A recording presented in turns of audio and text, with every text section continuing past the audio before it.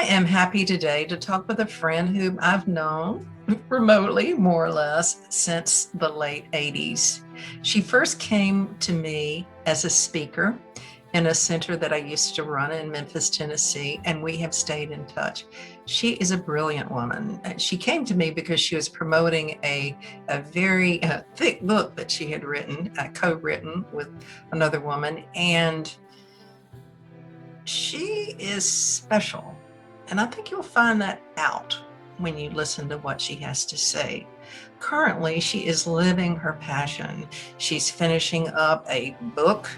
She does podcast, and she empowers women. She knows what her mission is in life, and she's following, and she's on mission and on purpose all the time. Let's welcome today Lesley Michaels. Hi, Anne. Thank you for having me. Yes, I'm so glad you're here. And I want to talk to you about making your life easier. I think as we get older, we wise up. Oh, And thank God. yeah, Right? we wise up and we don't make life as hard as it used to be. Mm-hmm. And I'm wondering if you can give us an area in your life where you have eased up, where things are not as difficult as they were. Can you do that? Or will you do it? Absolutely. Absolutely. I have an easy one. And it's something that everyone can relate to, but science shows that women are much, much, much more prone to this. And that is perfection seeking. We have to do everything just right. Well, Anne, I was the queen. I had the big tiara of perfection seeking, and it was exhausting for decades. It was exhausting. And I honestly can't tell you what moment it was when it suddenly dawned on me that I had a choice. I could just stop. Well, it was a deeply ingrained habit, so I didn't just stop in 2 seconds. So I had to develop a practice for myself. And so I started first by observing how I felt. Noticing when I would get tight, my body would get tight, and my brain would get restricted. My creativity stopped flowing in the same way. And I developed a practice, simple, of just stopping, closing my eyes and breathing and counting to 10. That's it. Just counting to 10 and feeling with each number my whole body relaxing a little bit more. And then I'd go back to what I was doing, or I'd start something new. It took a little while. Well, if I'm to be completely honest, I still count to 10 every now and again, but it changed everything. It changed my personal life. It changed my creative life. It changed my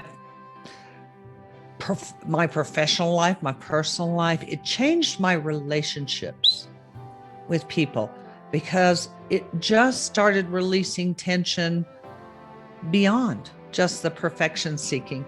That was my biggest aha that I gave myself in terms of relaxing and being easy with myself. So what you're saying is that you had a transition and you stopped and you became present.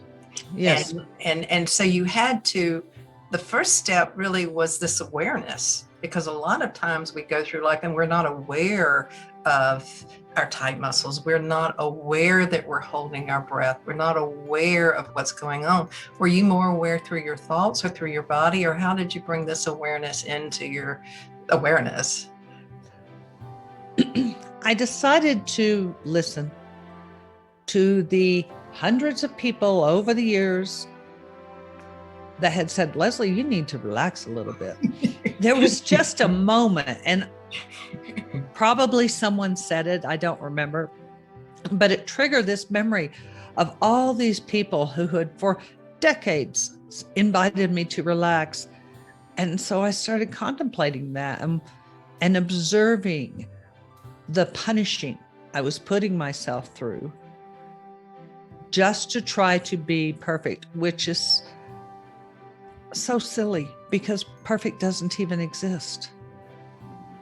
It's a destination that we drive ourselves toward that we can rest assured we will never achieve. And that is the punishing aspect of it. And as I realized that, I just became committed to stopping the habit. And of course, my body, my mind, my energy, everything was in this pattern. So it took a little bit of time just counting to 10. Yes.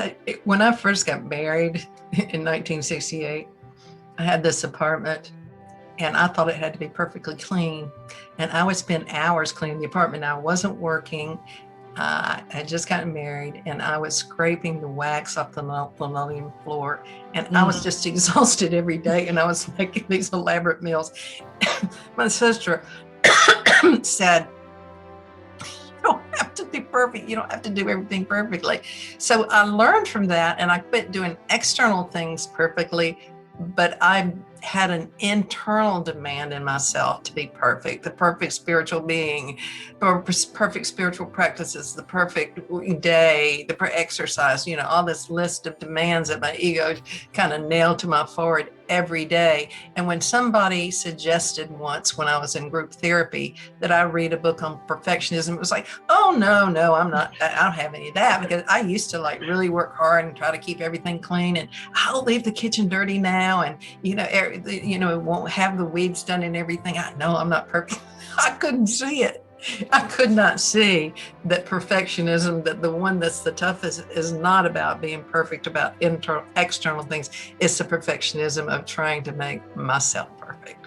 That's exactly right. It's exactly right. And the external is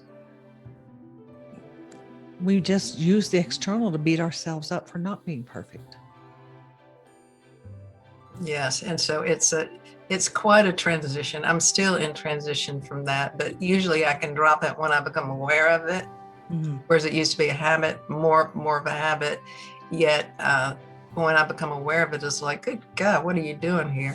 And then I can move on. So it begins that we don't have to do a big practice, that we can just go, let's wake up from that, and then that's right, move on. It's just once we have that awareness. Well, I want to thank you so much for taking your time today to give your wisdom, and I hope you'll come back sometimes in the future and give us more. And I want to say that I'm EZier, and I want you to know one more thing for sure, and that is that I love you. And how about you, Lesley? You got any last thing to say? You are so incredibly wise that it lights me up just to see you.